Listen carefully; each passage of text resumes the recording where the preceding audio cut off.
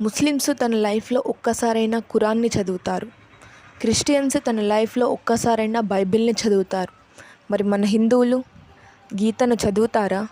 అసలు చాలామందికి భగవద్గీత అనే గ్రంథం ఉందని కూడా తెలియదు. భగవద్గీతలో ప్రతి ప్రాబ్లంకి సొల్యూషన్ ఉందని శ్రీకృష్ణుడు చెప్పాడు. అందరం చదువుదాం, దాన్ని అర్థం చేసుకుందాం. మన ప్రాబ్లమ్స్కి ఈజీగా సొల్యూషన్ని వెతుక్కునే మార్గం భగవద్గీత. సో భగవద్గీత చదవాలంటే ఫస్ట్ ఎందుకు భగవద్గీత చెప్పవలసి వచ్చింది, ఎవరికి చెప్పారు, ఎలాంటి సిచ్యువేషన్స్లో చెప్పారు, అది అర్జునుడికి మాత్రమే ఎందుకు చెప్పారు, ఇవన్నీ భగవద్గీత చదవాలి అంటే దాని వెనుక బ్యాక్గ్రౌండ్ స్టోరీ మొత్తం తెలుసుకోవాలి.